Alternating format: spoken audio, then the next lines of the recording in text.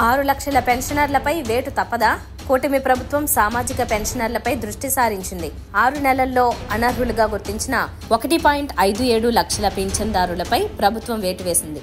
మొత్తానికి 6 లక్షల పెన్షనర్లపై వేటు వేసే అవకాశం ఉందని మంత్రి నాదెండ్ల మనోహర్ అభిప్రాయం ప్రకారం అర్థం చేసుకోవాల్సి ఉంటుందని వైసీపీ ఆరోపిస్తోంది. ఇప్పటికే పెన్షనర్ల ఏరివేతపై ప్రభుత్వం కసరత్తు మొదలుపెట్టింది. పైలట్ సర్వేలో భాగంగా 10,958 మంది పెన్షనర్లను తనిఖీ చేయగా వాళ్లలో 563 మంది అనర్హులుగా అధికారులు గుర్తించారు. ఎట్టి పరిస్థితుల్లోనూ అనర్హులకు పింఛన్ అందించకూడదని, అది కూడా ఇప్పటి నుంచే మొదలు పెట్టాలనే ఉద్దేశంతో వేగం పెంచారు. 100 ఎకరాల్లో తెలంగాణ కొత్త హైకోర్టు.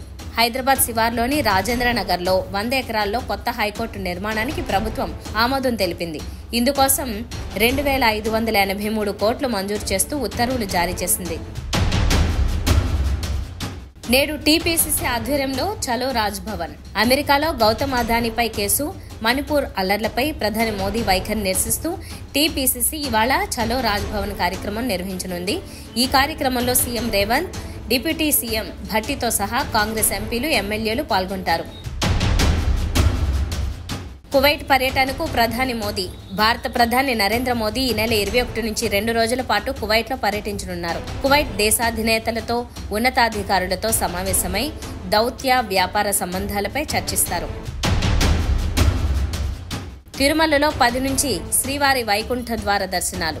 ముక్కోటి ఏకాదశి సందర్భంగా వచ్చే ఏడాది జనవరి 10 నుంచి 19 వరకు వైకుంఠ ద్వారం ద్వారా శ్రీవారి దర్శనానికి టికెట్ల జారీ షెడ్యూల్ను టీటీడీ విడుదల చేసింది.